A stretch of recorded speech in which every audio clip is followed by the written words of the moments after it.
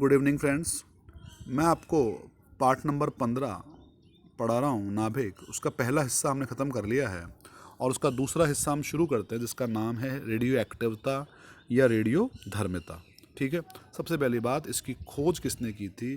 तो इसकी खोज 1896 में 1896 में एक वैज्ञानिक था जिसका नाम था हेनरी बैकुरल। उसने इसकी खोज की थी। हेनरी बैकुरल ने इसकी खोज की थी। और स्पष्ट है कि जो व्यक्ति जिसके बारे में अधिक स्टडी करता है उसके सम्मान में ही उसका मात्रक दे दिया जाता है। तो रेडियो एक्टिवता के बारे में अधिक खोज किसने की थी? बैकुरल ने।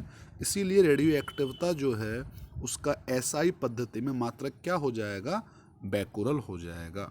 ठीक है साहब, पहली बात तो हमारी ये क्लियर हो गई। ठीक। सेकंड बात, अब आप पूछेंगे सर ये रेडियो एक्टिवता है क्या, आप ये बताइए हमें। तो सुनो ध्यान से। कुछ अनस्टेबल नाभिक होते हैं, अस्थायी नाभिक होते हैं, और अस्थायी नाभिक अपने आप ही स्वतः विघटित होते जाते हैं। हम बाहर से कोई कारक नहीं लगा रहे और ये अपने आप ही विघटित हो रहे हैं। और अपने में से किसका कर रहे हैं उत्सर्जन? अपने में से ये जो नाभिक हैं ये रेडियो एक्टिव विकिरणें। अब ये क्या होती है ये आप जानते हैं, अल्फा बीटा गामा किरणों का उत्सर्जन कर रहे हैं। ठीक है। वापस, अस्थायी नाभिक हैं, क्या हो रहे हैं? स्वतः विघटित हो रहे हैं। स्वतः विघटित होकर किसका उत्सर्जन कर रहे हैं? रेडियो एक्टिव विकिरणों का, मतलब अल्फा बीटा गामा विकिरणों का उत्सर्जन कर रहे हैं। तो इस घटना को हम क्या बोलेंगे? रेडियो एक्टिव क्षय।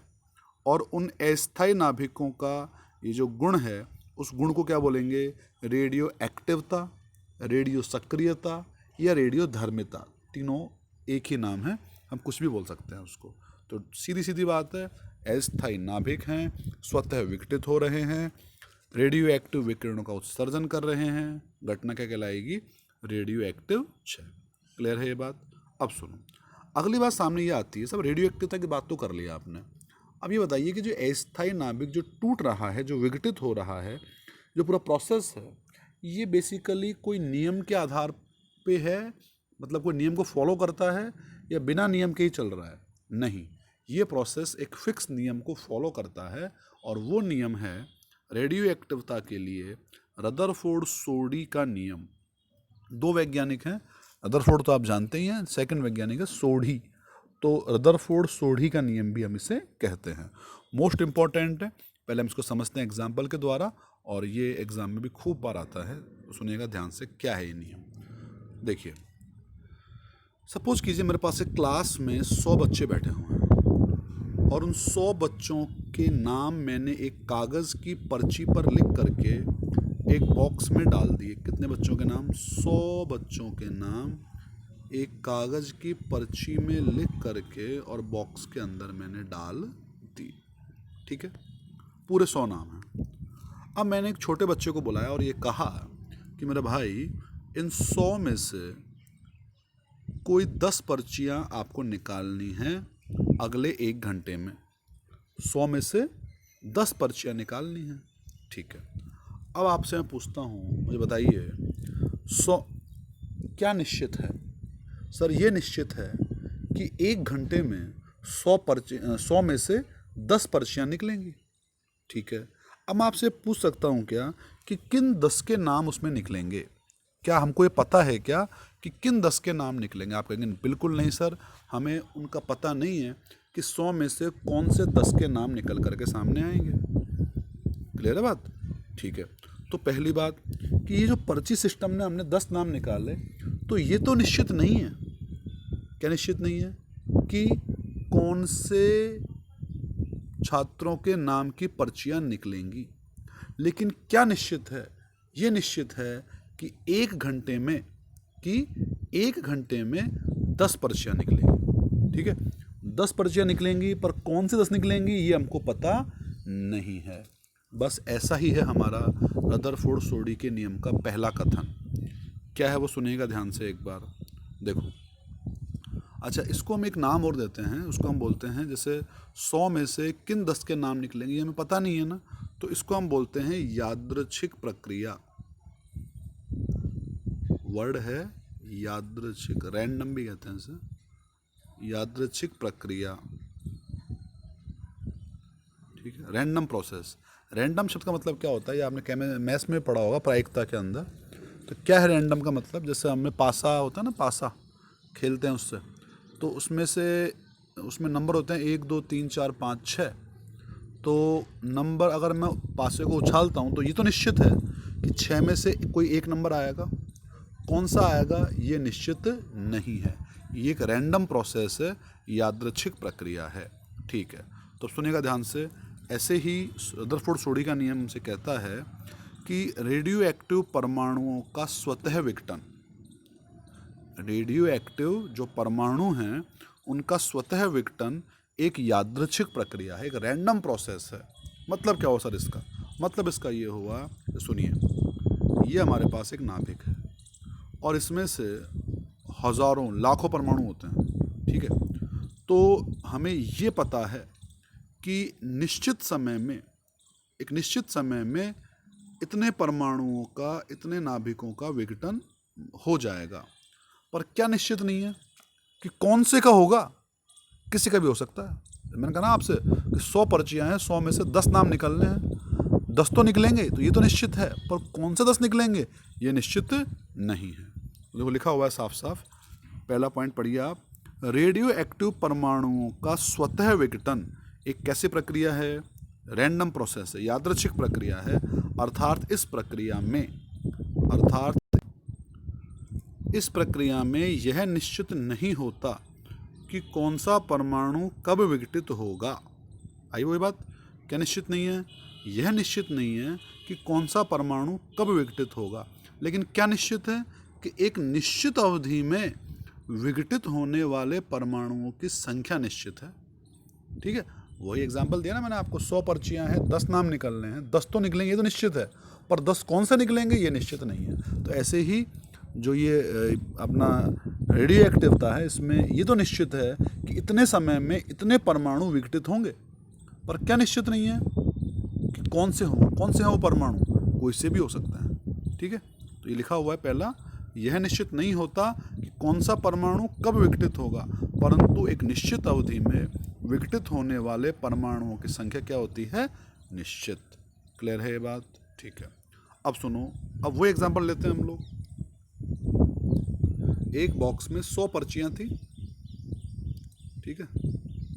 अब उन 100 पर्चियों में से मैंने 10 पर्ची छांट ली, 10 पर्ची उठा ली लॉटरी में से, कितनी बची, 90। अब बताओ अगले 1 घंटे में जो मैं पर्चियाँ उठाऊंगा, तो क्योंकि 10 पर्चियाँ तो बाहर निकल चुकी ना, तो बताइए अब सक्रिय पर्चियाँ कितनी बची। सक्रिय का मतलब जिनमें से अब लॉटरी उठने वाली है।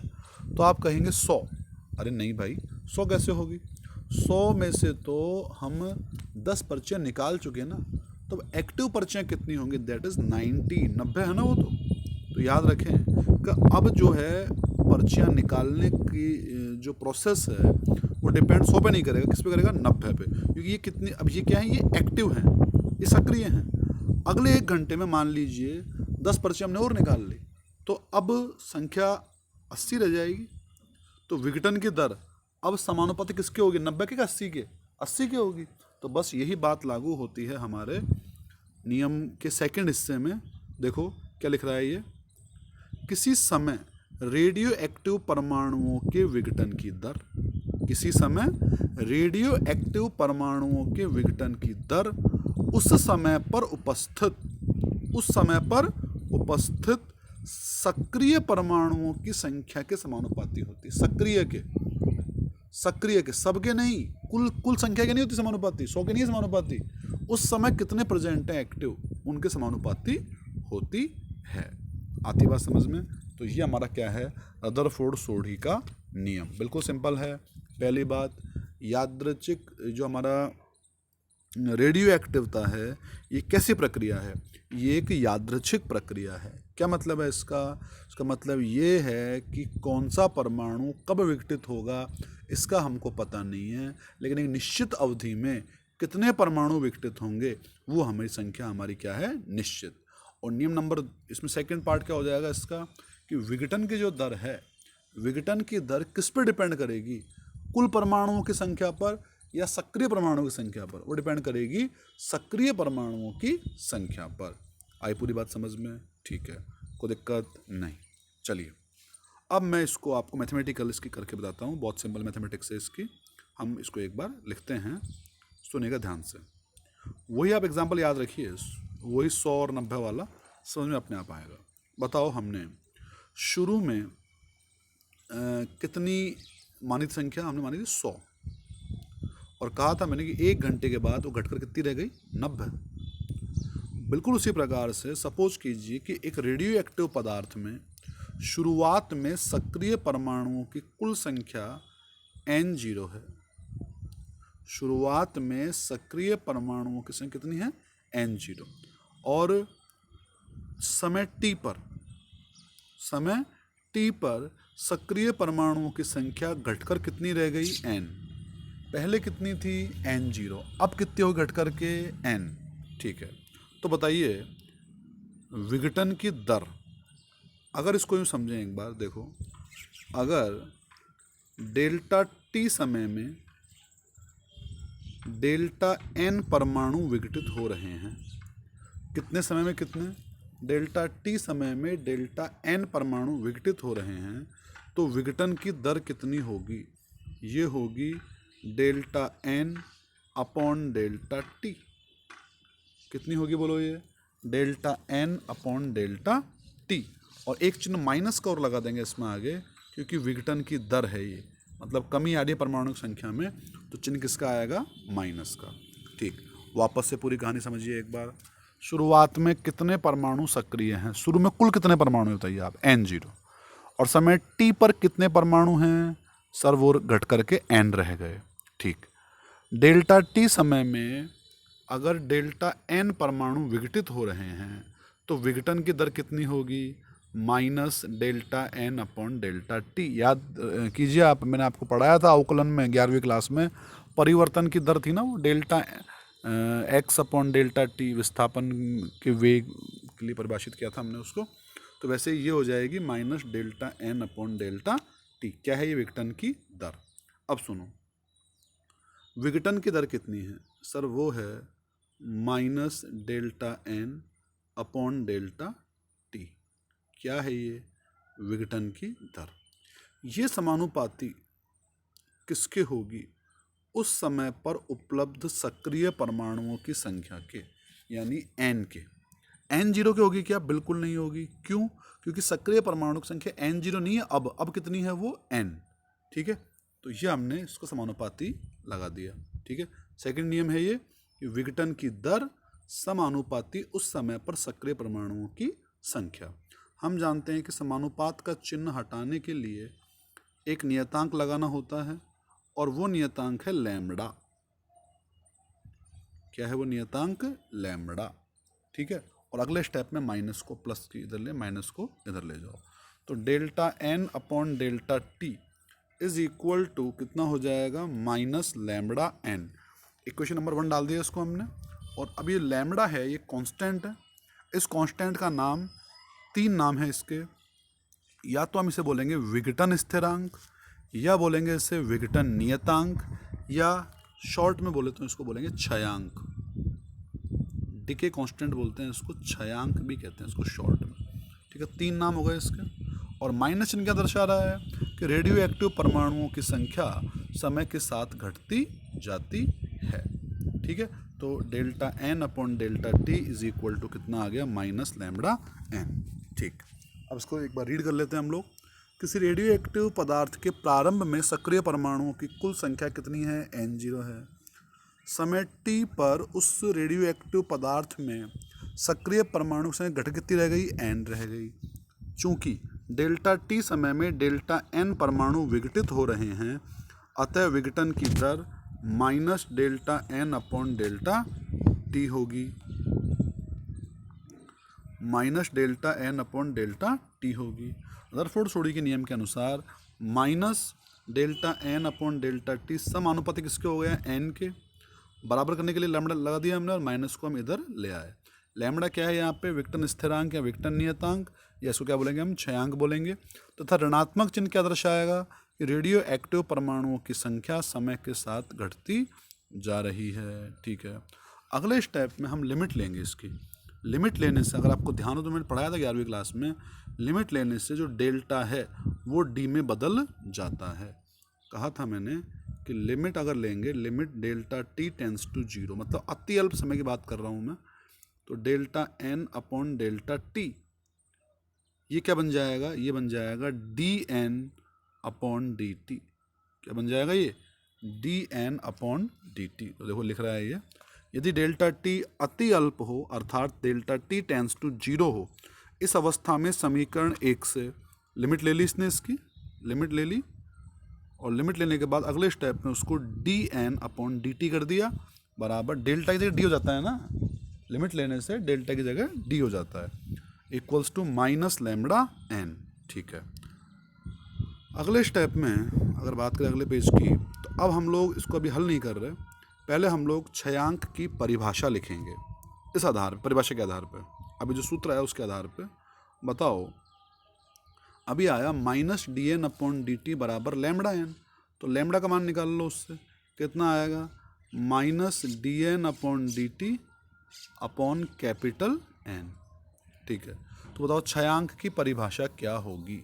क्षयांक की परिभाषा होगी, देखिए इसके अंश में क्या है सर, अंश में है minus d n upon d t. क्या है, minus d n upon d t, यानी किसी समय रेडियो एक्टिव परमाणुओं के विघटन की दर, किसी समय रेडियो एक्टिव परमाणुओं के विघटन की दर और उसी समय पर उपस्थित सक्रिय परमाणुओं की संख्या यानी कि n, उन दोनों का जो अनुपात होगा उसे हम क्या बोलेंगे, उसे हम बोलेंगे क्षयांक। क्या बोलेंगे उसको हम, क्षयांक। वापस लैम्बडा की परिभाषा बोलिए क्या होगी, लैम्बडा होगा, देखो रटना नहीं है बिल्कुल भी, जो लिखा हुआ है उसको वर्ड्स में लिख दो, minus d n upon d t. क्या है ये, किसी समय पर रेडियो एक्टिव परमाणुओं के विघटन की दर, और एन क्या है, उसी समय पर उपस्थित सक्रिय परमाणुओं की संख्या। तो इन दोनों का जो अनुपात होगा उसे हम क्या बोलेंगे, क्षयांक बोलेंगे, लैम्बडा।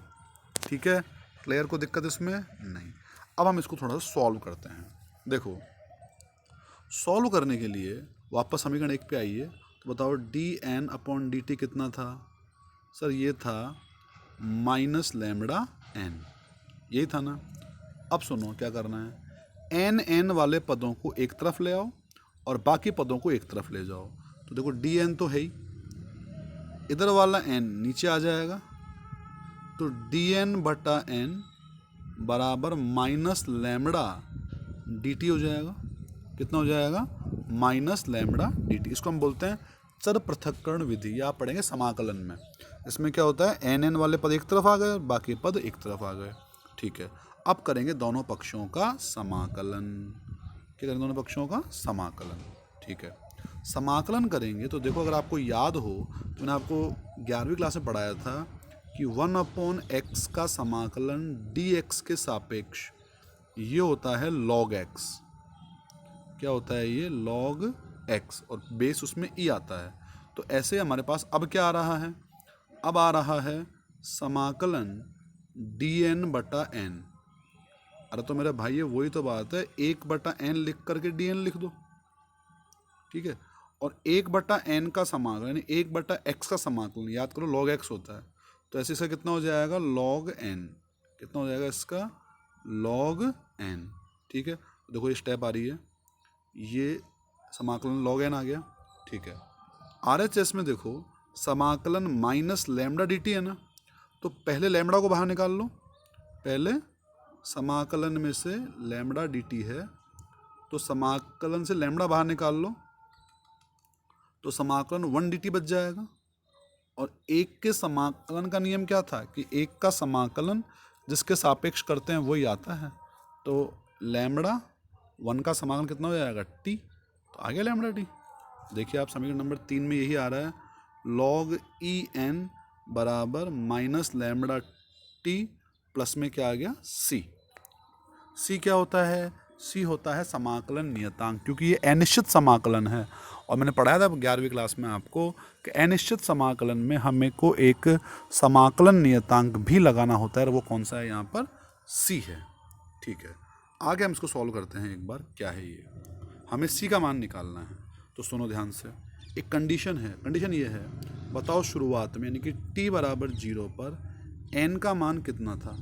n का मान n0 था शुरुआत में, यानी कि t बराबर 0 पर n कितना था, n0।